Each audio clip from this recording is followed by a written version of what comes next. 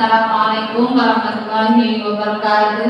Waalaikumsalam warahmatullahi wabarakatuh. Alhamdulillahilladzi hadana li hadza wa ma kunna linahtadiya laula an hadana. Asyhadu an la ilaha illallah wa asyhadu anna Muhammadan abduhu wa rasuluh.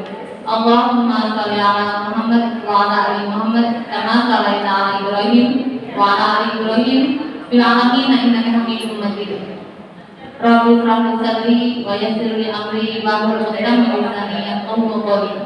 Amma ba'd.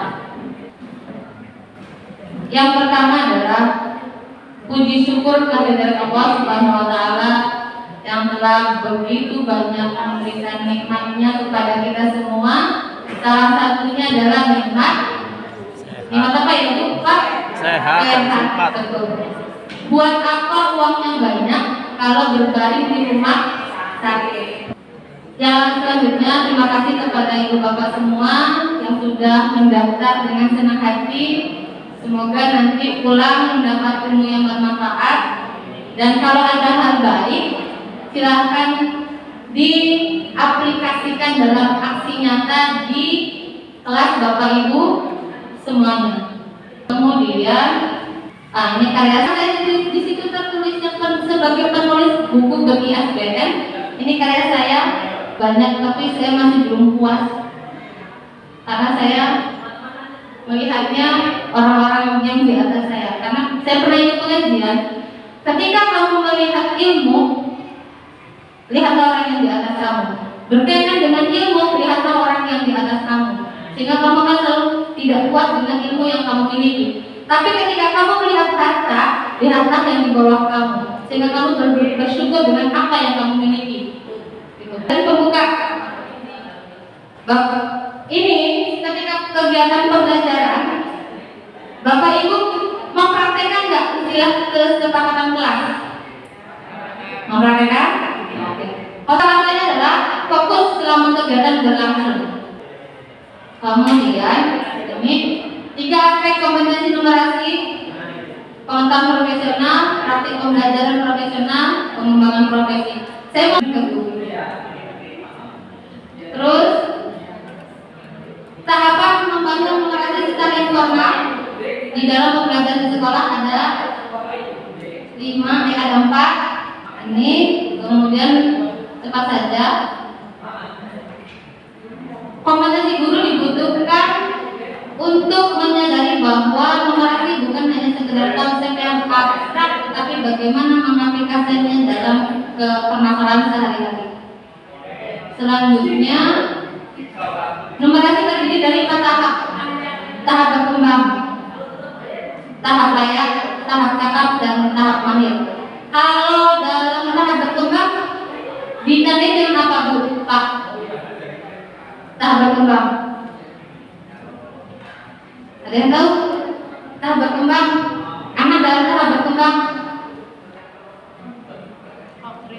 garis besarnya belum menguasai. Kalau tahap layak sudah menguasai. Kalau tahap cakap sebagian besar menguasai. Kalau dalam tahap mahir semuanya menguasai. Mengajar itu ketika anak-anak semangat di kelas.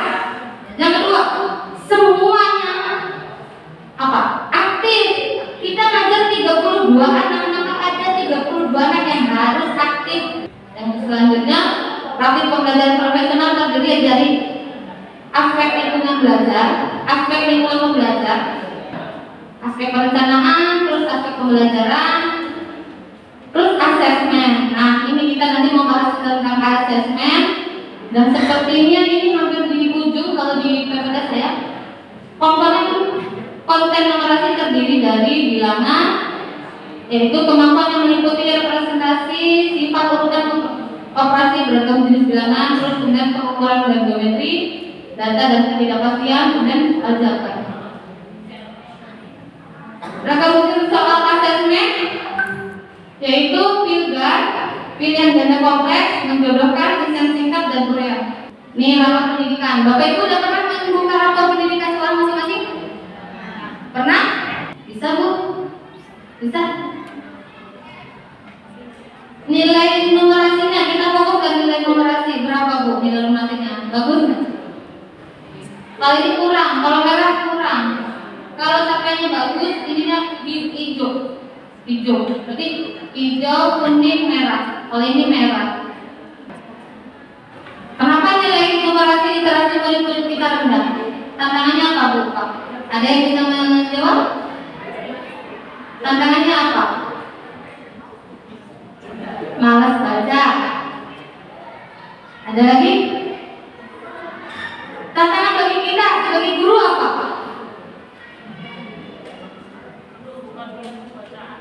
Menumbuhkan minat belajar anaknya masih susah. Ada lagi? Metode pembelajarannya kurang bervariasi. Ada lagi? Ada lagi tidak? Gimana Bu? Apa tadi? Manajemen kelasnya masih belum optimal, belum maksimal. Terus apa lagi Bu? Mari kita lihat ya tantangannya. Nah, kurangnya pemahaman guru terkait literasi dan numerasi. Kemudian mengembangkan kemampuan literasi dan numerasi, tanggung jawab siapa?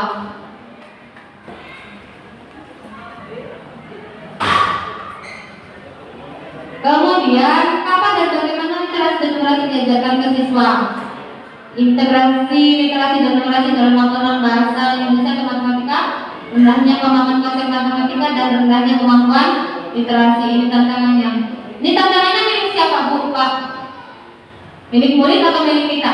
Atau milik bersama murid dan guru? Dalam pendidikan berarti peran seluruh komponen pendidikan. Nah sekarang hasilnya numerasi nih. Penulisan soal KKM. Nih. Untuk yang numerasi, dosen ini bisa numerasi ada bilangan, pengukuran, tadi udah proses kognitif. Bentuk soalnya ini pilihan ganda hanya satu jawaban benar. Pilihan ganda kompleks jawabannya lebih dari satu yang benar. Menjodohkan isian singkat angka nama benda yang tidak fix terus non objektif atau isai. Biasanya anak-anak kalau menemui soal yang paling kesulitan apa Bu? Yang isai. Kemudian pembahasan salah satu ini, kalau pembahasannya kalau pembahasan sih Bapak itu jago lah. Tapi yang dipermasalahkan adalah bagaimana apakah kita bisa membuat soal numerasi? Itu pertanyaannya. Bisakah kita membuat soal numerasi? Bapak Ibu harus jawab bisa. Harus. Kamu gimana ya? Ada yang paling mudah.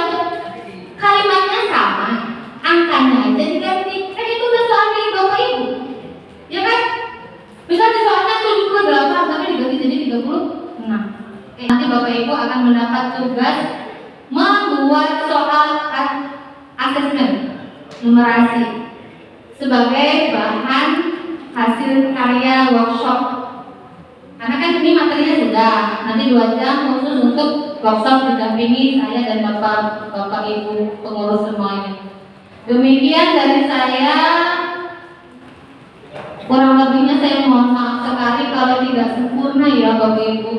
Karena kita dalam rangka majelis ilmu Allah catat sebagai ibadah buat kita semua. Saya akhiri, bila kita hidayah. Assalamualaikum warahmatullahi wabarakatuh.